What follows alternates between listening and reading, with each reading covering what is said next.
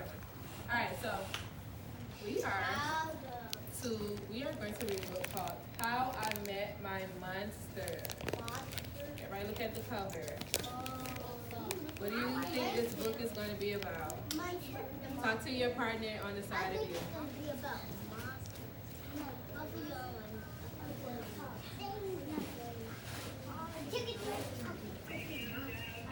All right, 1, 2, eyes on me.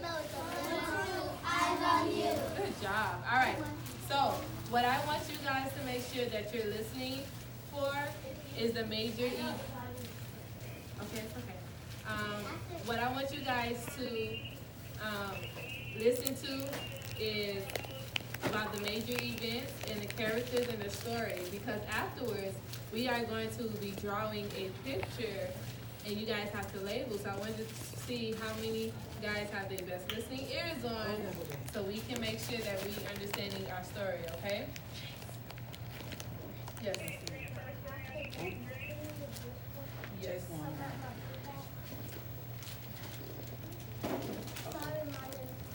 All right. How I Met My Monster, written by Amanda Knoll.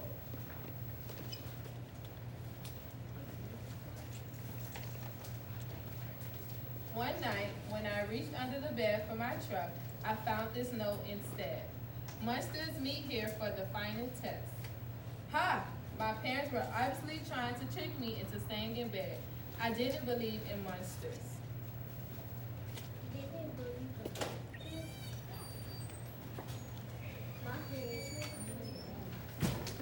So I crumpled the paper, grabbed my truck, and zipped over to the garage. I heard some creaking and rumbling, but I wasn't scared. Our house always made noises at night. But then a voice under the bed scolded, "Stop that stomach rumbling. The child will hear you." Voices? Stomach rumbling? If this was part of my parents' trick, it was pretty cool. I peered into the inky blackness. 5 pairs of eyes blinked back. See? Now he knows we're here, the voice sighed. One of you was broken. Rule number 1, maintain the element of surprise. This is no trick, I thought. There are monsters under my bed.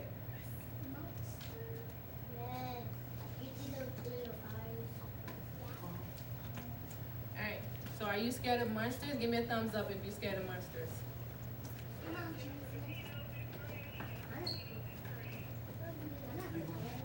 A long-necked yellow monster slid out, followed by 4 little monsters. Rule number 2, the yellow one instructed, never block the bed. All of you scoot over.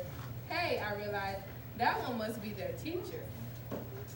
I sat up straight, mesmerized by the monster paraded shuffling across my bedroom.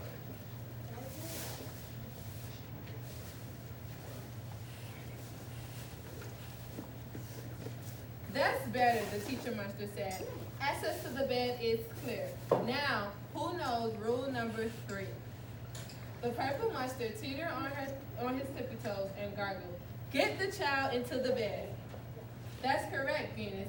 And how would you do that? Well, Mr. Z, I would roar my scariest roar. All right, give it a go. Gina took a deep breath, opened his mouth, and let out a tiny brook. Stomach rumbling would have a better chance of getting me into bed than that funny little noise, I laughed. The child is right, said Mr. G, shaking his head. That was not sufficiently scary. Venus, I'm sorry, you're not the best monster for this child. There was some creaking as Venus slumped beneath the bed.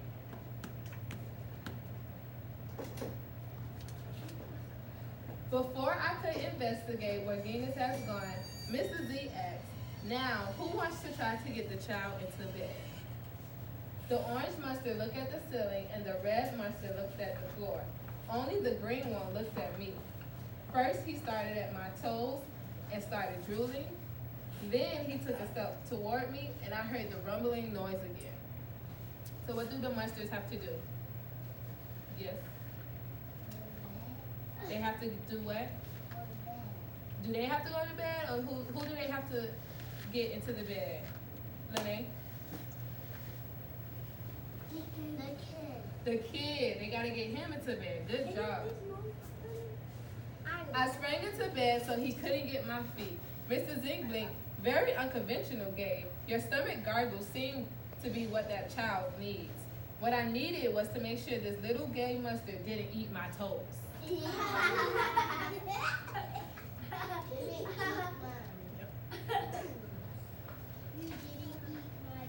Right, you three. The child is now in bed, said Mr. Z. As every monster knows, the ultimate objective is rule number 4. Who can tell me what that is? The orange mustard bounced and squeaked. Keep the child in bed until it falls asleep. Correct, Morgan, and how will you accomplish that? Shadow puppets, she squeaks again. Gabe whistled through his nose, and I sneakered, but Mr. Z said, interesting idea, try it. Morgan hopped onto my on my night table and fell on her arms, near my lamp. Silly shadows blocked into the wall, and a cloud of fluffy fur tickled my toes. Ah, achoo! Morgan stopped at once, Mr. Z ordered. You're supposed to scare him, not make him sneeze. But you're not a match either. Morgan's arm flopped to the side, and she scuttled into my bed. There was some more squeaking, and Morgan was gone. What did this monster do to him? Make him sneeze. Make him sneeze. Was that what he was supposed to do? No. He was supposed to go to bed. You're supposed to get him in the bed. Good job. After all that sneezing, I really needed a tissue. Suddenly, a huge shadow of uncut cloth loomed across my room. Awesome, I thought, and kind of scary. I froze in place. Powerful performance, Gabe, said Mr. Z, but do either of you see a problem? No. Oh, I know, chirped the red monster. The child is out of bed again. Correct, Abigail, Mr. Z continued, and one of you must get him back in. Let's revisit rule number 1. Maintain the element of surprise. All at once, poof, the monsters vanished. Then I heard more rumbling, when they're hiding in my closet making noise to scare me. Ha! No, it was only my stomach grumbling. All this excitement was making me hungry.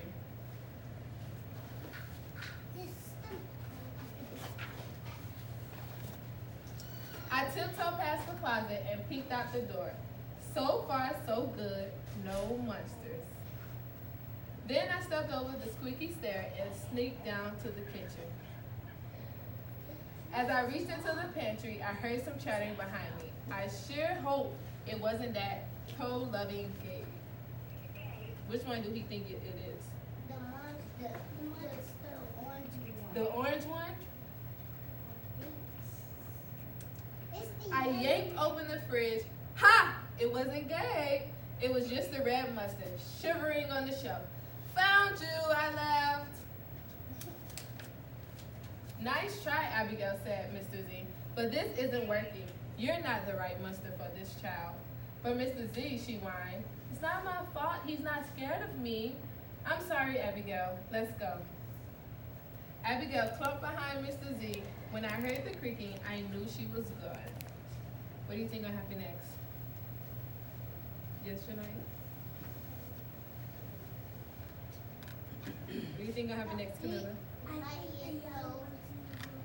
The what? The yellow one right there. The yellow monster. Remember, the yellow monster is who? He's the teacher, right? Yeah. Yeah. He might eat the toes. So you think it's gonna be him that's scared? Oh, let's see. He might eat toes. He might eat somebody's toes. We'll see. Ew. I grabbed some crackers and headed upstairs, wondering if Gabe was going to. I marched all the way down the hall, then went into the bathroom to brush my teeth again.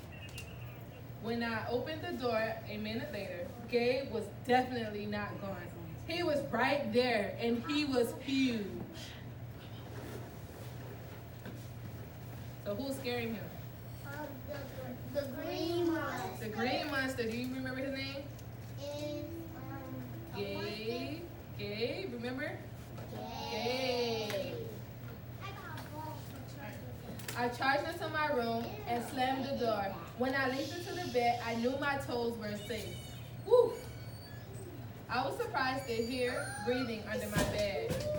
Reg breathing and stomach rumbling. Hey kid, Gabe growled. Good to see you. I pulled my covers up tight. Now, if you don't mind, I like to start the evening with an anonymous puddle of drool. I peeked over the edge of the bed. Green ooze spread silently from underneath. That's the green monster. That's the green monster. He doing it on purpose? Yeah. Is he scaring him? Yeah. No. He's running. Is he scaring you?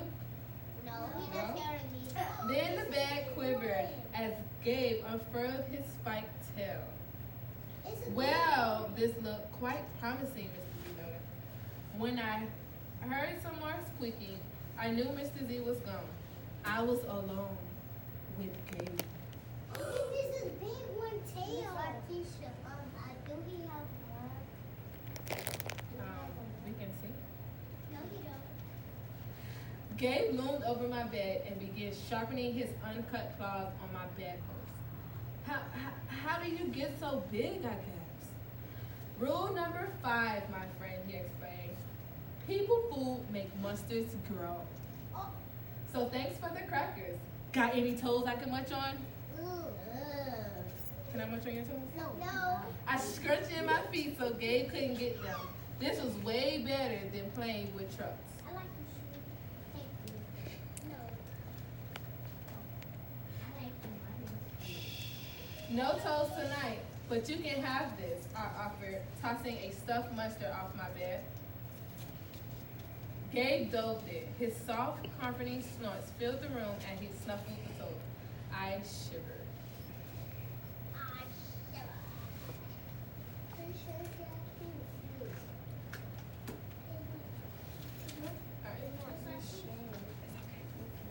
Kid, I think this is the beginning of a beautiful friendship. No other monster can scare me like you, I giggled.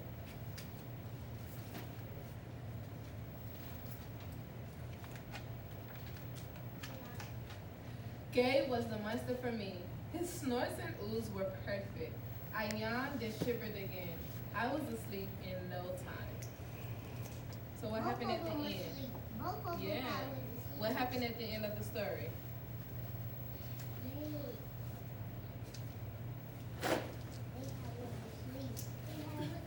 They went to sleep, but before they went to sleep, what happened, John?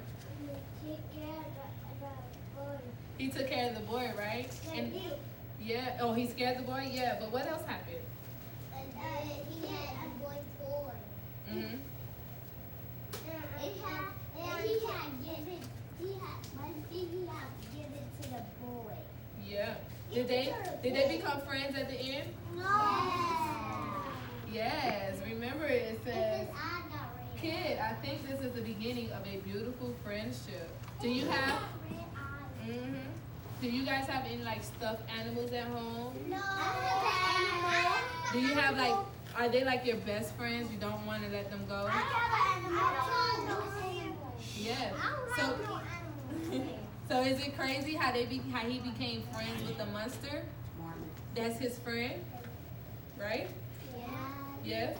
So we're gonna talk about the events that happened, and I would like you guys to draw me a picture of what happened in the story. It could be about one event.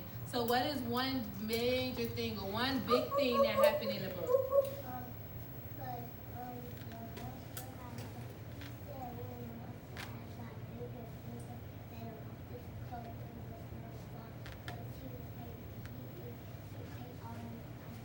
Good, because he ate all the crackers and he was growing to be really strong and big. That's really good, Brownie. Yes. At the end, they became good friends, but how did they become good friends? Wait, let her answer, Marley. Did they just become friends right away, or what did he try to do before they became friends? You want to pass it to Miss Camilla so she can help you out? Yes. He started to practice his on the bed, and he said, Okay. He said that he said that he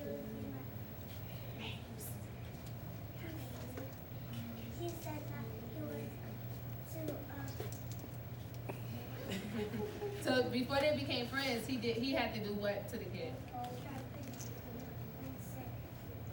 But what did each munchkin have to do to the kid? They had to scare him, right, before they became friends, and they had to figure out which one was going to be his friend at the end of the book. What was one more major event, John? One more big thing that happened?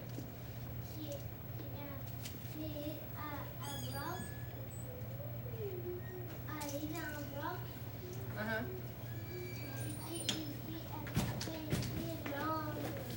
Right, he got longer, all right? Okay, so what we're gonna do, you're gonna go to the table, and I'm gonna give you a paper, not now, in a second, and then you are going to draw an event or something, a setting. You could try the beds, the lights.